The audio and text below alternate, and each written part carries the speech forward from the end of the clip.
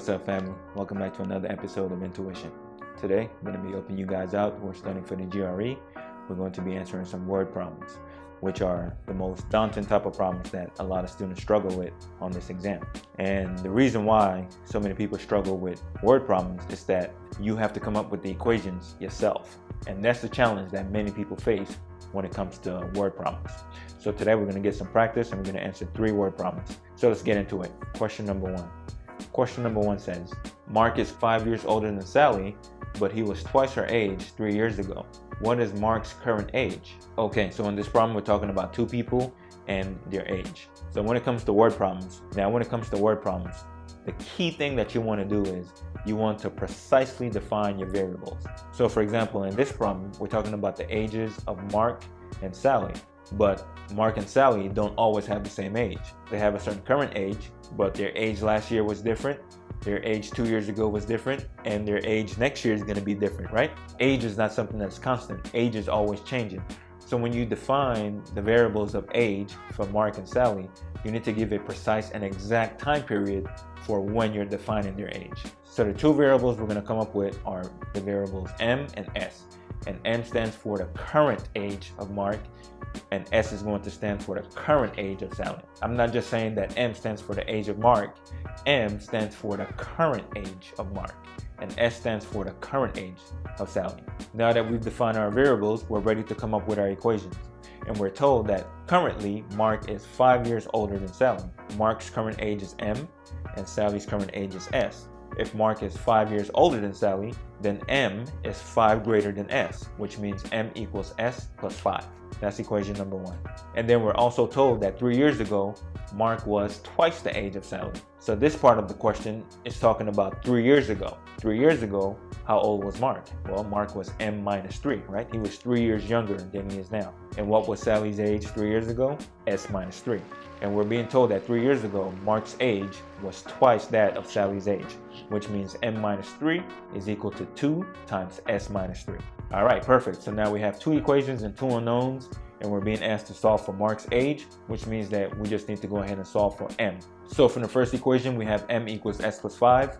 We can go ahead and solve for S. We get S equals M minus 5. And then we can go ahead and substitute in for S in the other equation. So the second equation, we have M minus 3 equals 2 times S minus 3.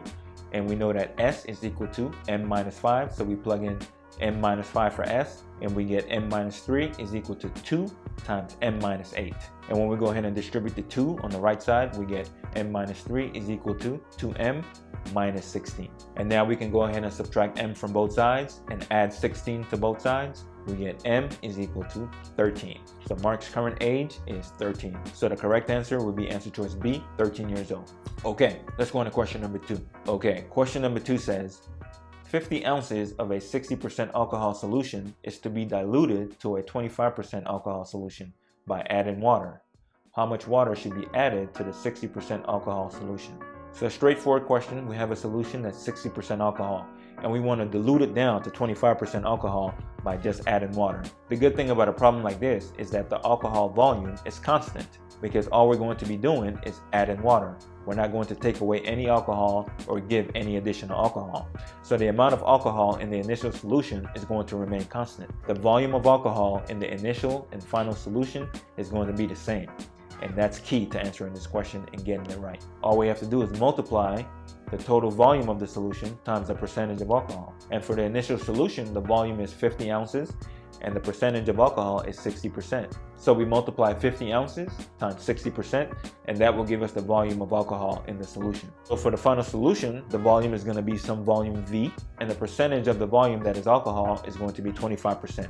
So the amount of alcohol is going to be 25% times V final. And this volume of alcohol is going to be the same in the initial and the final solution. So we can set these 2 equal to each other. So we have 50 times 60% equal to the final volume times 25%. So now we can just go ahead and solve for the final volume by dividing both sides by 25. And when we divide both sides by 25%, we get 50 times 60 divided by 25, which equals 120 ounces. So our initial solution was 50 ounces. And when we dilute our solution down to 25%, we ended up with a volume of 120 ounces. So how much water did we add? Well, we added 120 minus 50, which is going to be 70. So we added 70 ounces of water to dilute our concentration down to 25%. And the correct answer is going to be answer choice D, 70 ounces. And that's how you answer this question. All right, let's go on to question number 3. Question number 3 says, the first term of a sequence is 3, and all subsequent terms are obtained by adding 4 to the previous term. What is the 103rd term of this sequence? Okay, straightforward question, but we have to be careful, right?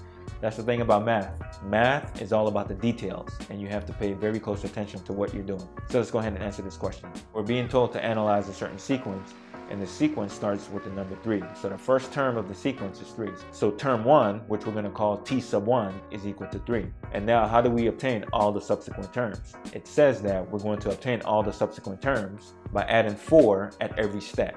Term 1 is equal to 3, and term 2 is going to be equal to 3 plus 4, because that's one step, so we add 1 4. And then the third term is going to be equal to 3 plus 4 plus another 4, because we've taken 2 steps now, so we have to add 2 4s, and so on and so on and so on. So this is the sequence that we're building here. So what's the pattern? Well, the pattern of the sequence is that we get our first term for free, which is t sub 1 equals 3. And for every step, which we're going to call n, we have to add a 4.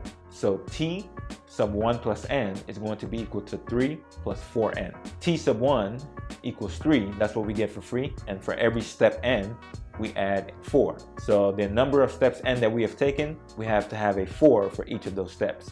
So t sub 1 plus n is equal to 3 plus 4n.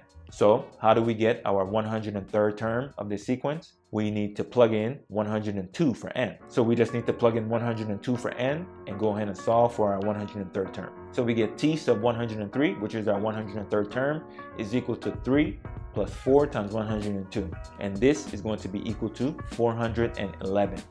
And the correct answer is going to be answer choice A, 411. Easy.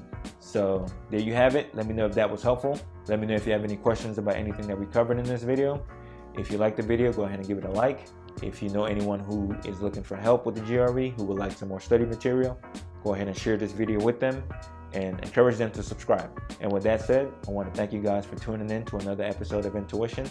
And as always, I'll see y'all in the next one. All right, bye-bye.